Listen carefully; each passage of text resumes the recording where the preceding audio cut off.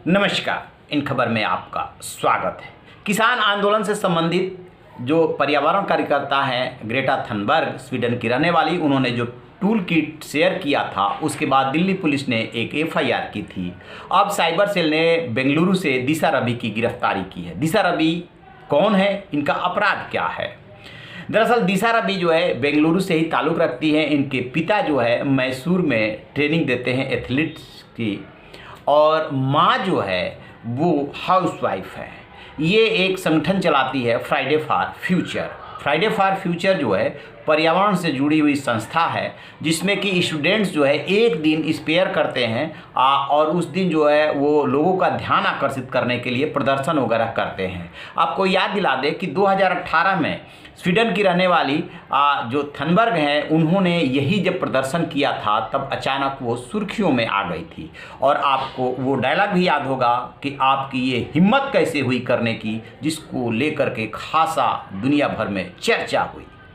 दिशा रवि जो Friday for future चलाती है, इन्होंने टूल किट्स को एडिट किया था। आपको याद दिलाऊं कि जब ग्रेटा थनबर्ग ने जो टूल किट को ट्वीट किया, उसके बाद उसको डिलीट कर दिया था। फिर जो है उन्होंने दोबारा किया था फ्यूचर कार्यक्रम को लेकर के। अब उसी ट्वीट से सारा भेद खुला कि किस तरीके से भारत को बदनाम करने के लिए पूरी साजिश रची गई है, और उसमें जो है अंतर्राष्ट्रीय जो शख्सियत हैं उनको शामिल किया गया है। उसमें रिहाना भी है, ये थनबर्ग भी हैं, और बहुत सारे नाम आए, लेकिन टूल किट्स जो शेयर किया था वो थनबर्ग ने ही किया था। जब दिल्ली पुलिस साइबर सेल की जांच आगे बढ़ी तो फिर गूगल से आईपी एड्रेस वगैरह तो जो लिया गया वो तो लिया गया, यूआरएल भी लिया गया, और जो भी टेक्निकल चीज़ है सब जुटाई गई, और उसके बाद जो है गिरफ्तारी की गई है। अभी इस मामले में और गिरफ्तारी होनी है। अब सबसे बड़ा सवाल ये उठता है कि आखिरकार क्या अपराध साबित हो रहा है कि दिल्ली पुलिस ने ये गिरफ्तारी क्यों की। तो देखिए, है क्या कि एक होता है कि किसी आंदोलन को सपोर्ट करना, जैसे ग्रेटा थनबर्ग हो या रिहाना हो या और भी कोई हो, अंतर्राष्ट्रीय शख्सियत हो या देश का कोई भी व्यक्ति हो, आंदोलन को सपोर्ट कर सकता है।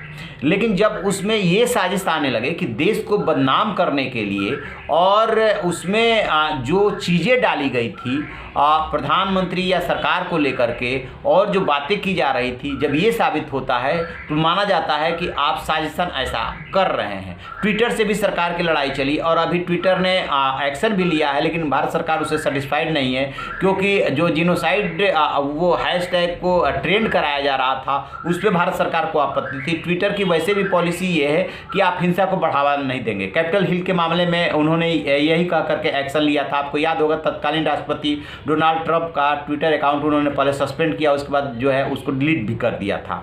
तो आप सवाल ये उठता है कि एक कंपनी, एक ऑर्गेनाइजेशन और मानक दो नहीं हो सकते, मानक एक ही रहेगा। तो उसको लेकर के ट्विटर से अलग लड़ाई चल रही है, उसमें पूछताछ चल रही है, उनको बुलाया गया है, उन्होंने ब्लॉग शेयर किया ट्विटर वालों ने, अभी सरकार के साथ उनका झगड़ा चल रहा है। उसी में ये भी बात आ रही है कि भारत सरकार उनके खिलाफ एक्शन ले सकती है। और दूसरी तरफ ये टूल किट विवाद था। टूल किट विवाद में इसलिए ये गिरफ्तारी की गई है क्योंकि इन्होंने एडिट किया था, और ये माना जा रहा है कि ये उस साजिश में पूरी तरह से शामिल थी। और भी बहुत सारे लोग हैं इसमें, अभी और गिरफ्तारियाँ होनी है।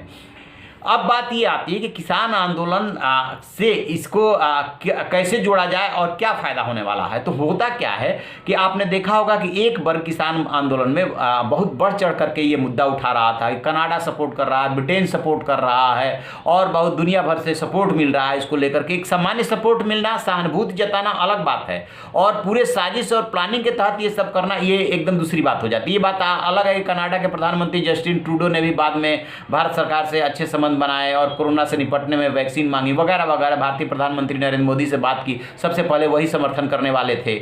और ब्रिटेन में भी जब ये बात आई, सांसदों ने चिट्ठी लिखी, तो वहाँ के प्रधानमंत्री ने कहा कि जो ये वहाँ का अंदरूनी मामला है। अमेरिका ने भी कहा कि भारत ने जो भी किया है वो किसानी के क्षेत्र में यानी खेती के क्षेत्र में बदलाव के लिए किया है, लेकिन बातचीत करना चाहिए और धरना प्रदर्शन करना सबका अपना अधिकार है। ये सब तो बातें ठीक है ही, लोकतंत्र में धरना प्रदर्शन तो कोई कर ही सकता है, लेकिन यदि साजिश के तहत कोई कुछ करता है, टूल किट शेयर करता है और उसमें शामिल होता है, एडिट करता है, तो ये अपराध माना जाएगा, और उसी के तहत ये कार्रवाई हुई है। तो आप रहिए ना बेखबर, देखते रहिए इन खबर। इन खबर चैनल को सब्सक्राइब करें।